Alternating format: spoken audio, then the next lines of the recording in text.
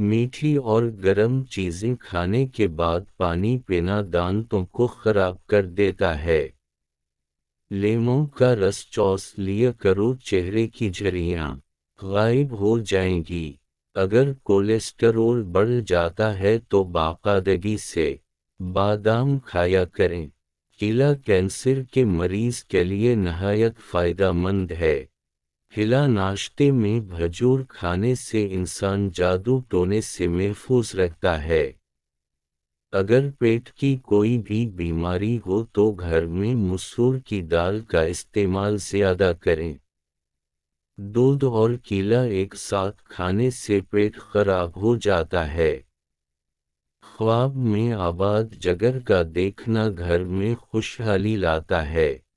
People کا پتا منہ پر باندھنے سے منہ کے دانے ختم ہو جاتے ہیں۔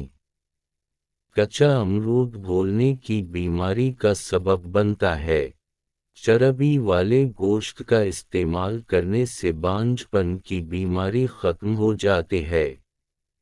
اگر کام کرتے وقت اچانک سر میں درد ہونے لگے تو تھوڑا سا نمک چاٹ لو۔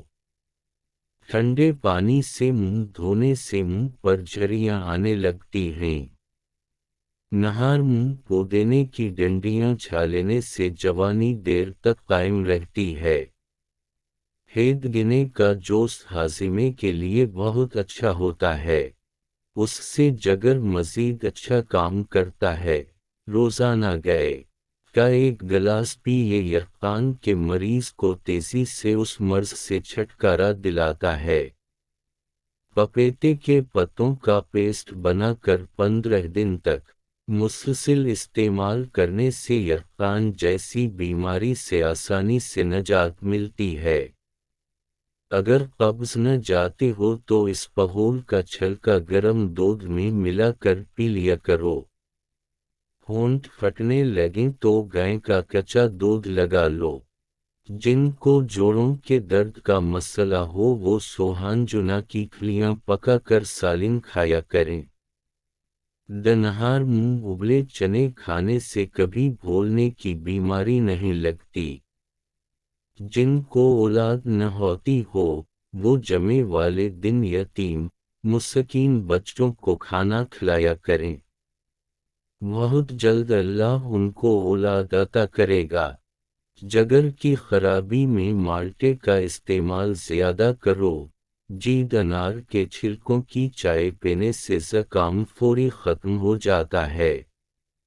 یا حمل کے دوران کھٹی چیزیں کھانے سے پرہیز کیا کرو، یہ بچے کے لیے نہایت نقصان دہ ہے۔ پانی میں نمک ملا کر گھر میں سپرے کرو، گھر میں مچھر نہیں آئے گا۔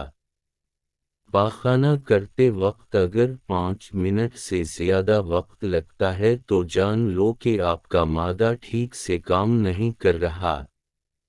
روٹی چبا کر کھانے سے گیس نہیں